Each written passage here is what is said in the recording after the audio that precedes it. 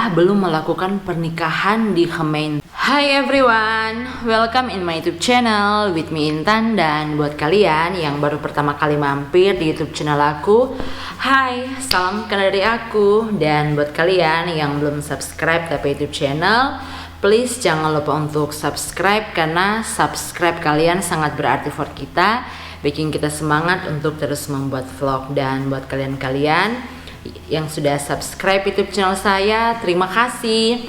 Dan teman-teman, seperti judulnya, kali ini kita mau berbagi info proses atau prosedur pernikahan di Belanda yang telah saya lalui. Dari dua informasi yang akan saya bagikan, yang pertama prosedur di gereja dan yang kedua di gemeente atau pemerintah. Jadi informasi yang pertama dari gereja. Jadi di gereja, karena berhubung saya Katolik, jadi saya akan informasikan proses di gereja Katolik. Dan dari pihak atau dari gereja Katolik di Belanda, di mana kami akan melangsungkan pernikahan, saya diminta dokumen baptis atau surat baptis. Saya sih sebelum melakukan pendaftaran saya sudah bertanya lebih dulu, karena saya sudah bertanya lebih dulu kalau saya akan melangsungkan pernikahan di sini dokumen apa yang diperlukan, dan pastor sudah mengatakan kita akan membutuhkan surat baptis. Jadi pas saya balik Indonesia, saya langsung ke pusat paroki dan minta surat baptis. Pada waktu itu saya minta dengan translate bahasa Inggris, tapi karena berhubung di paroki saya tidak ada format dalam bahasa Inggris, saya dikasih dalam format bahasa Latin.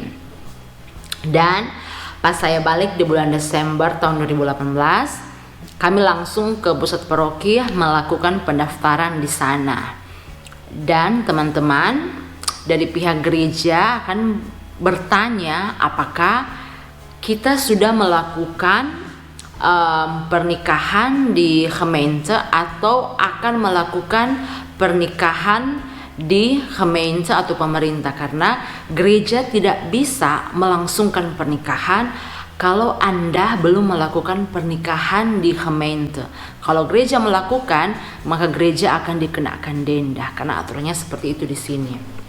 Dan setelah daftar bulan Desember, di bulan Februari kita dapat email bahwa kita akan mulai proses belajar. Jadi saya dan suami itu belajar kurang lebih 3-4 bulan. Kita belajar sama pastor, dan juga ada 2 orang yang bekerja di bidang tersebut. Saya lupa namanya apa, pokoknya orang-orang yang bekerja di bidang itu atau yang memberikan pelajaran atau informasi atau persiapan bagi orang-orang yang akan melakukan pernikahan di gereja Katolik. Dan karena berhubung suami saya memang Katolik, tapi dia belum menerima krisma, dia cuma menerima sakramen baptis. Jadi di bulan, kita menikah di bulan Juni, jadi di bulan Mei pastor sudah mendaftarkan bahwa suami saya akan menerima sakramen krisma di bulan Mei sebelum menikah. Gereja Katolik kan kalau yang belum komuni selalu ke depan dengan seperti ini tuh. Jadi suami saya juga harus, karena sudah harus dipersiapkan. Di gereja itu kita juga membayar sekitar 500 euro untuk biaya-biaya seperti kor, pembersihan gereja, dekorasi di gereja, dan juga tata cara semua disiapkan oleh gereja. Jadi pas kor juga kita ditanya lagu apa yang kita mau. Dan yang kedua, proses pernikahan di gemeente atau pemerintah.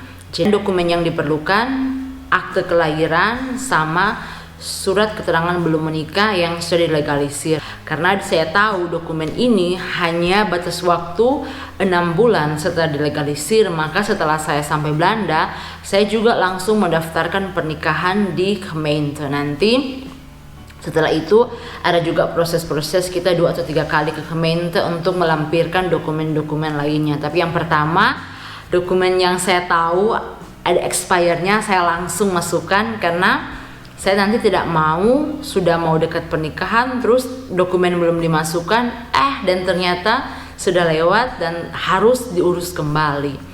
Dan di gemeente kita itu menikah di hari Senin.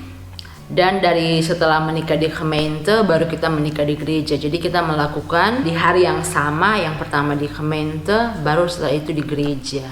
Dan ingat teman-teman, jangan coba terlambat, karena kalau Anda terlambat Anda harus mendaftar lagi. Kalau di Indonesia kan kalau terlambat sedikit, oh boleh mau tunggu 5 menit. Kalau di sini enggak, pokoknya jam 9 Anda terlambat, Anda harus mengurus kembali.